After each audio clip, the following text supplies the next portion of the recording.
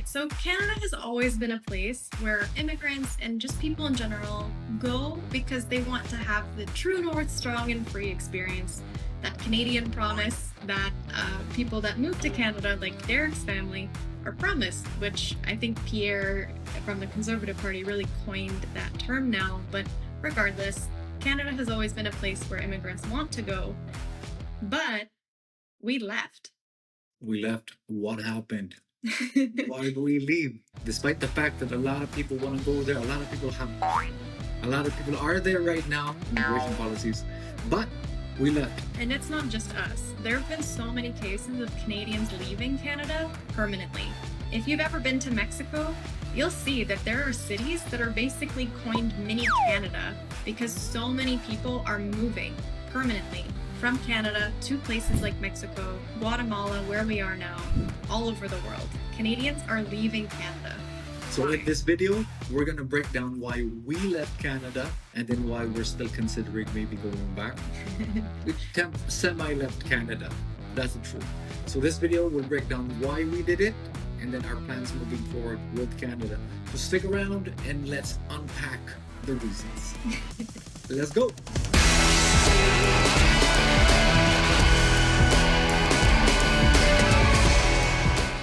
All right, so the first reason that we left Canada is the cost of living. At the end of the day, it got too expensive.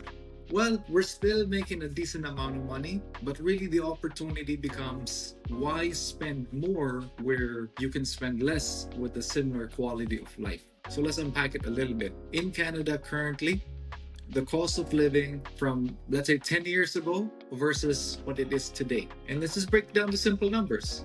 Let's talk about rent. So in the last 15 years, both the price of food and rent have increased between 50 and 120%. That's a lot. All right, second one is the increased level of crime.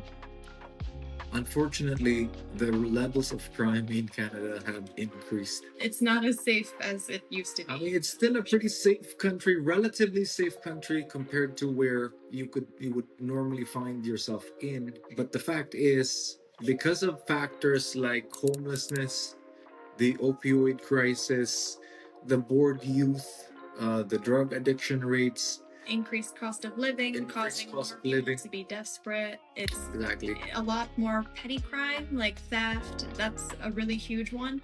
Just recently in Ontario, the police couldn't get the car theft situation under control, so they actually suggested to Canadians to keep yourself safe, put your car keys near your front door so that they don't have to come into your house looking for your keys, so you might not encounter them and they might not hurt you.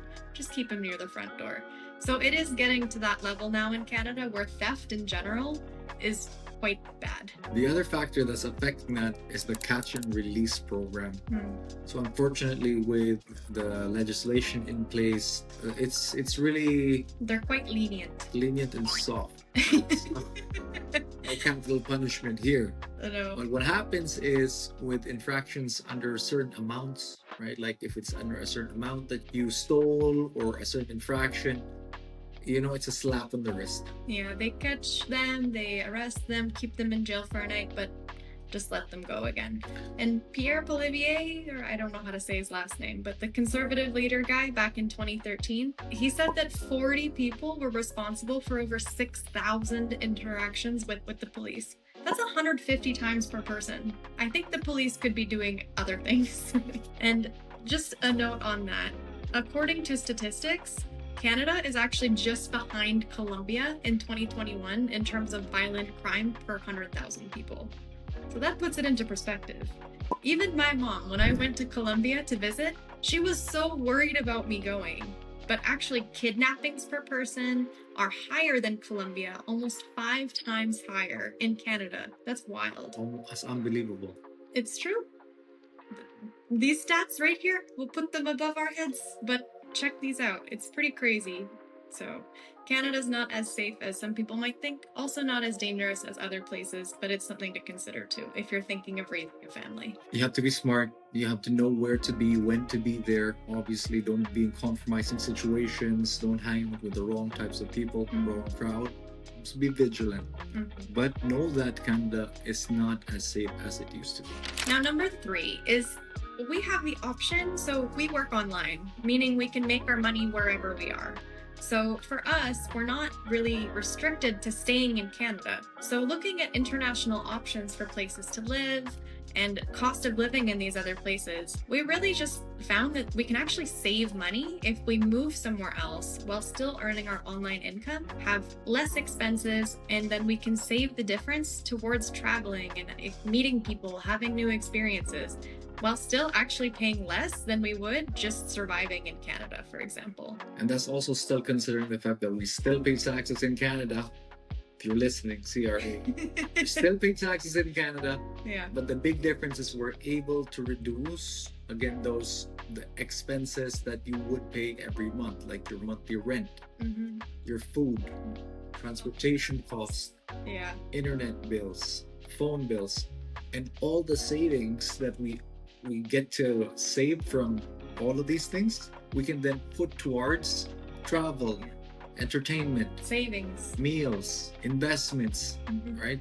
For us, it's really been a huge blessing the fact that we are able to work online and remote. Not everybody can do that, but because we do have that opportunity, we're able to travel and live where we can be treated the same, if not better, and also have our money go further. That said, I think anybody can make money online. Derek made a video about grandma-friendly side hustles, so feel free to check those out if you're feeling like a grandma or a grandpa. Want to check them out? Link is in the description below. Number 4, the fourth reason we left is the poor state of healthcare. So check this out. In 1993, the average wait time to be seen by a specialist, meaning you go through your general practitioner first, and then they advise you to go to a specialist, was 9 weeks. Like 2 months and 1 week. Yeah, and that's seeing a specialist. That's after you go through your GP. Now, the average wait time to see your GP is 30 weeks, right? So, is it? Yeah, it is. See, she doesn't believe it. Even she doesn't believe it. It's double what I thought. Double what you thought. So imagine that, right? Even before being recommended to a specialist, you have to wait 30 weeks. That's almost half, that's over half a year to be then recommended to see the specialist. A lot of people dying before getting the care that they need is actually going up in recent years. Increasing, yeah. Absolutely. And this leads people to do what? There's a lot of Canadians that now seek medical care abroad, for example. The people that live close to the borders, for example, in Vancouver, in Victoria, or close to the Windsor area, they opt to go into the United States to get private health care, right? And then you also have people that are able to travel to other countries that take advantage of medical tourism opportunities, like myself, for example. Yeah, this is something we have experience with. So Derek, for example, coming from the Philippines, he needed quite a bit of dental work done. In Canada, a dentist quoted him $22,000 for the work that he needed done. And so instead, we decided, how much will these pearly whites cost us somewhere else? Derek started looking into it and found that Turkey is actually a very popular place for this. So we decided to travel there. We went to the dentist and got a quote before we even committed to anything. And how much was the cost that they gave? It's 2,700 euro, 2,700 euros. Yeah. Which at that time was just under 4,500 Canadian dollars. Yeah. So comparing the 22,000 Canadian dollars to $5,000, even if we spend another 2,000-3,000 to get there, right? And on housing and everything else, it's still cheaper. It's still more worth it to then go get the dental work done. And get your dental work done with experts. And they were actually very nice, amazing service. You guys approve of the work? So not just there though, even living here in Guatemala, there's a lot of people that we've met that come here just for medical tourism. So they see a specialist and then they fly back to Canada. So that's happening more. It's happening across the world, right? You have people that fly into Colombia, for example, for the top work Yeah. Thailand for the bottom work. But there's Those are not essential. different non-essential surgeries. But what's happening is that a lot of Canadians are checking out other options because the wait times haven't really been the best. Yeah, right? and as a plus, escaping the cold for a few weeks. Now, there are pros to this as well because with critical illness, for example, although the wait times can be long, if you're in a situation where you cannot afford that type of treatment, then Like there's someone with cancer, with absolutely lifelong treatments that are very expensive regardless of what country you're living in, then Canada is still a good option for you because those treatments are ongoing. It's not just a one-time thing. So for people like that, Canada can still be the better option. absolutely. All right, number 5. This is actually a big one for me Mm. because when this happened, I was locked out of Canada and then I was given so many things that I needed to do to even get back. And then once I got back, it's the same thing. There were so many things I needed to do in order to get out. Even with a Canadian passport. And what I'm talking about, the V mandates, right? The mandatory V mandates. During The recently paroled for the C, the C time of our recent history. You know what I'm talking about. But what happened is Canada really put down the hammer on having mandatory shots, right? Having your first, your second dose, not being able to go into an establishment without having your little card showing that you have your 2 doses, not being able to leave the country, for example, or come in the country without having your little card. Yeah, And I then, remember they did like a mandatory 3-night stay in a hotel, which was price fixed at $2,000. So if you came back to Canada at any time, you had to stay in a hotel for 3 days for $2,000. That's out of the budget of most people, but I think they did that on purpose. it costs a few things, right? Because with all of these mandates, it costs a lot of divisiveness in society. So you have people that, unless you have your card, they're not going to talk to you. You have friendships that broke, you have relationships that broke. Yeah. You have a lot of communities that sort of separated because of all of these, divisive policies. So I mean, if you look at it from an unbiased perspective, there's people that are okay to get a vaccine that hasn't been tested, but people that aren't okay with that. And the fact that it was forced and then people were demonized for one decision or the other, that's really where the problem comes in, right? Because people are allowed opinions, and it's not a bad thing to be cautious about what we put in our bodies, especially these days with so many GMOs and things like that. absolutely, that doesn't mean that we're against or for the vaccines. It's just how they use the vaccines and weaponized it and used it to divide people. And then seeing how it actually affected the population and then created a lot of this negativity around it, and seeing how other countries, for example, that we've been to, although there are mandates, there's controlled measures for you to still be able to have a balanced lifestyle around it. Yeah, right? there wasn't as much of like they weren't telling people that people who decide one or the other are bad, for example. It was just, We recommend getting this vaccine just in case if you're a high risk person. But even if you don't want to get it, sure, you can still go to a restaurant, just wear a mask. which is fair, I think. So at the end of it, it's really the restrictiveness of those mandates where we said, we're done with this. Yeah. And we do have better options. Always good to be aware and safe and still be cautious around people, obviously, that might be at higher risks and whatnot. We have grandparents, we have elderly around us as well. But Don't let the government tell you what to think of each other.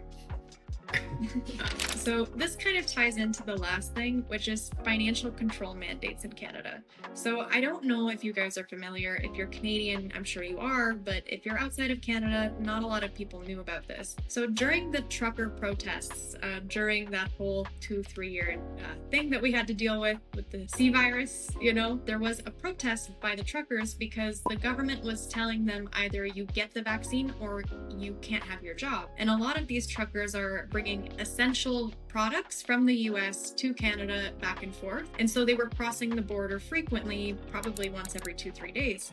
And so the government of Canada said, if you're not going to get the vaccine, then one, you have to quarantine every time you go across the border one way or the other, and or you'll lose your job. So there was a huge protest, and a lot of people in Canada at this time were already kind of frustrated with the forcefulness of these vaccines getting put on us. So quite a few people were donating towards them. Well, the government decided to enact an Emergencies Act and basically said that everybody that was donating towards the trucker protest were donating towards terrorism, and they froze their bank accounts. So if you donated to the truckers, the government essentially locked you out of your own money because they were able now to see into your bank account and freeze your funds. They stopped. Touch my money. Yeah, they stopped it a month later, but it really made you start thinking about it. And for me, I looked into it, and apparently this has been something that's been in place since 2000. So depending on what the government marks as a terrorism donation, since the 2000s and even ongoing, there's something called the Proceeds of Crime and Terrorist Financing Act, or PCMLTFA for short. But basically, if the government decides you're spending your money on something that can promote terrorist acts in Canada, they can still freeze your bank accounts. So really, we're at the whims of whatever the government decides is a terrorism act. So that's also something that we need to consider. Our money is still kind of accessible by the government, and they can shut us out at any time. It goes back to a little bit of that freedom of speech too. I mean, if the government can brand any organization as a terrorist organization, they can then control your money, freeze your money, right? Lock it away from you. So that government overreach is a little bit scary, to be honest. Yeah. Right? Because it really makes you think. I mean, regardless of what you think about the truckers protesting, about the vaccines, again, we don't push any specific opinions on that. But if you support them and then you're out there handing them some coffee, or you give a donation maybe, and then that becomes the reason for you to get locked out of your account, dangerous. Another thing that ties into that is what's happening now with the CRA, where there was a proposed bill that the CRA would tax capital gains at 100%, right? It was proposed. Just proposed. Now, even without it being approved and going through Parliament approval, the CRA already started charging and taxing people on that new rate. Capital gains tax rate. Yeah. So again, this is something that's being done overtly, not being done in front of the people, right? So yeah, and just a bit like because who's really deciding and who's protecting the people from this? Yeah. Right. So if the government's not doing it and they're the ones kind of pulling strings behind closed doors, so to speak, then, I mean, even if external organizations do an audit of it, like what happened with the Emergencies Act, an external organization actually audited it, but they found that it was justified, where a lot of Canadians were feeling like it's not justified. So really, where is the actual representation? There's still something else you need to think about. The next one, number 7. Seventh reason we left is it goes back to really not having such a robotic lifestyle. So let me share a story with you guys. We were recently traveling in Greece last year, and then we met this Malaka, this guy. A Greek man. And then one snippet of conversation really stuck with me. And we were in Crete, the island of Crete in Greece. I asked him, what makes you so happy and want to live here? And what he told me is that the lifestyle on the island is not so robotic. And then, with the accent and everything. So what that made me think of is really the lifestyle that I had when I was living in Canada, where unfortunately it is the land. It's still a land of opportunity. There's still a lot of opportunity in Canada, right? But because the cost of living has been going up so much, and we do pay quite a bit now towards taxes, we have another video linked in the description kind of going over the tax system, but you're not really left with a lot of extra cash. Or time. So people have to hustle to get the cash. Typically in Canada, let's say you don't work remote, you work on a standard job. The biggest difference coming from the Philippines for me is really you getting plugged into the grind, right? Because you start to live the 9 to 5. For example, for me, when I was one of my first jobs in Canada, I was working at a call center, and then I had a shift that went from 3 o'clock in the afternoon to 11 o'clock at night. It took me about an hour and a half to get to work, another hour and a half to get home. Before that, I was prepping my lunch. Before that, I was trying to go to the gym, and then I would work 5 or 6 days a week. That left me with 1 day a week to maybe go to church, hang out with my friends, or relax, right? The rest of the time, I'm sleeping, I'm trying to do something else, but there's not really a lot of time to find time to relax and enjoy hang out with your friends. Like enjoy the fruits of your labor. Yeah, where I'm from in Victoria, for example, everything closes at like 10 o'clock at night. So, for example, a common shift that I would have is from 1 p.m. to 9 p.m. But if everything closes at 10, it's really hard to convince my friends to come hang out for 1 hour, right? So either you would go hang out with them, whatever they're doing after, stay up till 1 or 2, and then the next day you have to sleep until noon, so you only have 1 hour before your shift. It's a really weird environment in Canada. It's hard to get a work-life balance because people are just working so much. There's split shifts, for example, not a lot of things to do. 3 jobs. Yeah. So people are a lot more stressed out, I find, in Canada. So when you do get to hang out with your friends, it's not so much like, talking about ideas and things that things that you would like in the future. At least for me, I found it kind of turns into a complaint fest. Like, oh my God, you know how much I just spent on my rent? Or, man, life is so hard. Oh, I can't believe this beer is $12 that I just still decided to order. It turns into a bit more of a negative spiral, at least from my experience. Maybe it's just my group of friends, but that's another thing too. Versus other countries, even some places in Mexico that we went to where it's maybe a hot pot for digital nomads and business owners like us, where we can have conversations about growth, personal development, things like that are a bit more on the forefront of people's minds. Absolutely. Lifestyle wise, not so robotic. You get to really enjoy a more balanced lifestyle, I'd say, right? And not have to just be stuck in the grind, the 9 to 5, the rat race, so to speak, right? Just accumulating things and trying to keep up with your neighbor who was the newest thing. And it's a totally different lifestyle. And a side note on that, it's also really cold in Canada for more than half of the year. So you only have 3 or 4 months to actually go outside and hang out with your friends. So that's why this guy started leaving Canada after how many winters did you spend? About 4 or 5 winters. I think that's enough. Unless you're a person who loves the snow and you can deal with that. Unfortunately, I'm an island boy. I'm an island boy. Minus 40, I think I've never met anybody who enjoys being out in minus 40 weather. If you do, drop it in the comments. Would love to finally meet someone who does like being in minus 40. Maybe you're a polar bear, but for me, I'm not a polar bear. Are you a polar bear? No, I'm a sun chaser. So to be able to actually go out for most of the year versus just trying to get through that 10 months before you it's almost there. We have 2 more months before we can go outside. Cabin fever is a thing in Canada. If you've not heard that term, it's when 7, 8 months, depending where you are. Yeah, people are so crazy from being inside for 7 or 8 months. That's what we call cabin fever. Crazy. Yeah.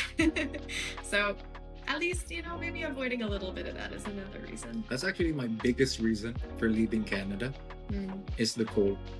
Low key, honestly, that's it for me. I still go back to Canada once in a while for the beautiful summers. I love the nature. I love the clean air, clean water that you can breathe, beautiful driving, a lot of hiking that you can do. We have another video for the pros and cons of living in Canada. So it's not all a rant face of us leaving.